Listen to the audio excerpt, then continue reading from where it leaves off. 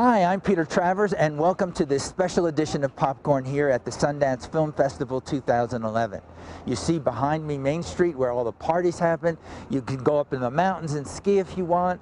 You can go to the movies even, because movies are about what Robert Redford invented Sundance for. But the most exciting part of this festival for me is the new talent, discovering new actors that will be household names after this. We talked to 4 of these people: Juno Temple, we spoke to Elizabeth Olsen, and 2 young actors who are in Kevin Smith's Red State, which is a big movie here. That's Braun and Kyle Gallner.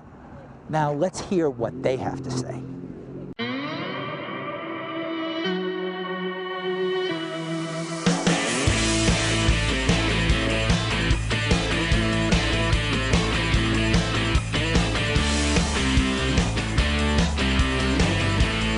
I'm Elizabeth Olsen, and I'm an actor in 2 of the films here, in Silent House and Martha Marcy Marlene, which is in competition. I'm Juno Temple, and I'm an actress.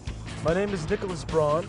I'm from the East Coast, and I make characters with my mind.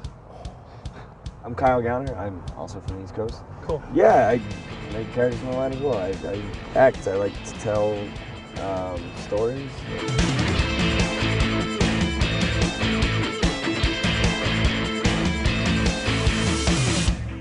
Hello, Sundance. Hello, Sundance. How are you? Nice to see you again. Actually, it's the first time. Nice to meet you. Nice to meet you.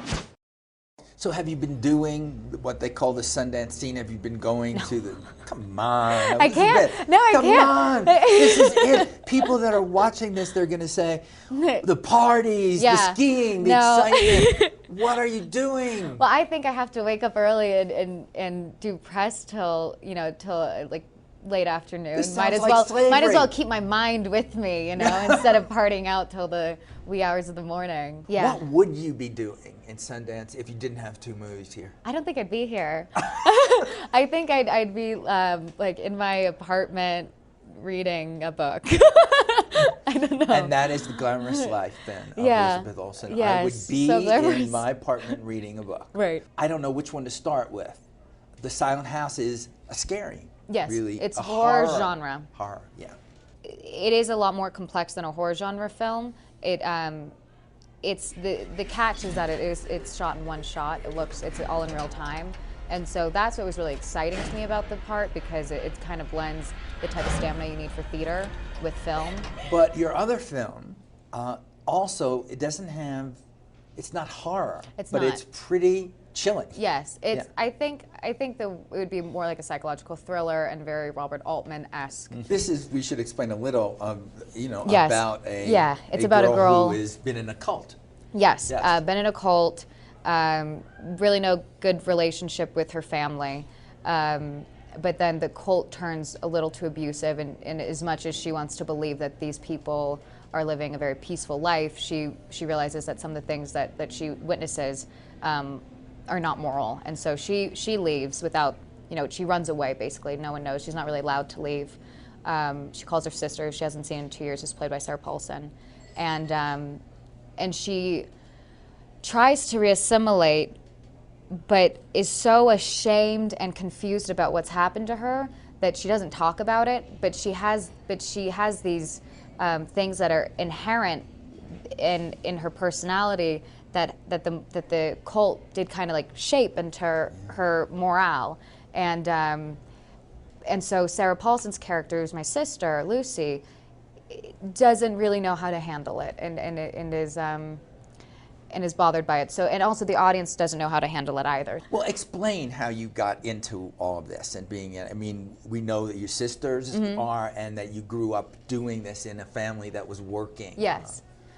But when did it hit you that this was what you wanted to be? When I was 7 or 8, I started doing kids musical theater that I have videos for that are really awful. Really? Boy, we would kill for those. But I lived doing that, and I looked forward every single summer, and we did it during the school year also. And I was a dancer, and I just pretty much tried to do anything that I could perform. I loved performing. I was that one in the family. As much as my sisters were always like on set and working, I was the one who was like, wait, wait, look at this like show that I just created. And so Yeah, so you're going in a different direction than Mary-Kate and Ashley are Yes, going. This yes. is it. And Yeah. there's no business side to you. No, yeah, Doing they're my sisters are amazing businesswomen. And They are. They're yeah, 7 days a week they're at They're an an office. empire. Yeah. Every time I'm like, because we both live very close. All three of us, we live very close to each other, and I always want to hang out when I have free time in between like school or something. And they're like, oh, we're at the office. So, you know, lunch breaks are at their office, but then they like have to go to a meeting. So they work their butts off. And what I just, all I wanted to do as an actor, it was be an actor. Did your sisters review Martha, Marcy, May, Marlene? They haven't Green? seen it. Oh, they didn't even read it. No, we just, I think with them, I barely even talk about auditions with, I mean, I audition a lot, I read a lot of scripts, and I ask them a lot of questions about their companies, and I say, can I please have this jacket or those shoes? And Yeah, well, see, that would be kind of the natural thing right. to do. Yeah. And so, I mean, it's just, we support each other fully, everyone in my family. Last question I ask everybody Yeah. that comes on the show always has to do, it's a musical question. Okay. It's not just because I'm at Rolling Stone. Right. It's a thing, and I ask everybody to sing a little piece of a song Okay. that's in their head or that means something to them. Tom, why can't a little wooden match let it all hang down? A broken every rule, let it fall down. Who's a good man is hard to find. Only strangers sleep in my bed. Why can't I think of it? It's not what's his helping you. name? Tom Waits. Tom Waits. It's a Tom Waits The song song. from one of the musicals he wrote with his wife. Thank you, Elizabeth. Thank you. This was great. It was great meeting Thank you. Thanks so much. You wouldn't even just have the normal first time a young actress would have with one movie. You've decided to come with two. Why be so unchic as to just have one? So which of the two would you like to tell us about first? Kaboom, probably, because I saw it last night. And it was the first time I'd seen it, and I haven't, it was crazy because I shot the movie a while ago now, and finally got to see it, and it's just this explosion. It's extraordinary. It is a kaboom, isn't it? It's just- That's literally what it is, and it's this kind of weird homage to the 90s, and it's very colorful, and the costumes and the makeup and the sexual energy and the acting is great, and it's an extraordinary piece of work. I loved it. It's madness. Look at that, a completely unprejudiced view of the movie Kaboom by Juno Temple, who happens to star in it, and to play a person called London. I know, and originally London was American, and then when I met with Greg, he thought it was really funny because I was call from you. England to have a British accent and be called London. Then the other movie you have, Little Birds, is not only here, but it's in competition. I know. This is like the Sundance Oscars. Little Birds is something that I was obsessed with for such a long time. Script, I was obsessed with it for like a year, and then it happened, and Elgin James is extraordinary, and he's gonna blow everyone's mind. I have to also ask you, as I keep saying your name, your parents name you after a Roman goddess, and I a know. Roman goddess who's like totally jealous of the guys that she's with. So what is that? What were they about? Well, and are wanna you? know what? Actually, am I a jealous Jealous person? person, I yeah. actually think I'm pretty unjealous. I think I'm pretty low-key about that kind of stuff. I'm pretty easygoing.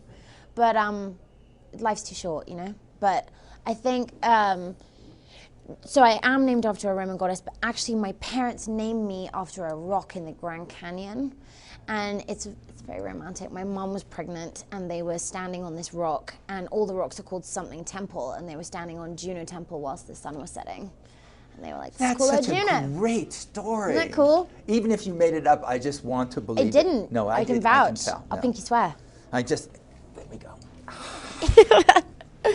Well, when you hang out in Sundance and do all of these things like watching movies and don't do anything else, what do you do in your life when you just want to forget it? When you make movies so you're not watching them, what do you do for fun? What is it? We know it's not skiing. It's definitely not skiing. I actually, interestingly, I want to design lingerie. Of course. It's that's what I want to do. I mean, I want to act more than anything, but I've been fascinated by... But I meant for fun. Is that what you do, is design lingerie? I spend hours drawing Well, other people are on their lingerie. BlackBerry. You are designing lingerie. It's, I've been fascinated by underwear for such a long time. I think as a woman, it's a very powerful thing, having good underpants. So yeah, I'd like to design lingerie. I always ask this question of everybody that's here, and you could say, well, it's crazy and I'm not going to do it, but I ask everyone to sing something that is in their head, some song that means something to them in their lives.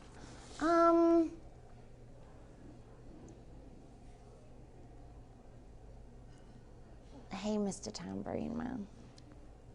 Hey, Mr. Tambourine Man, play a song for me.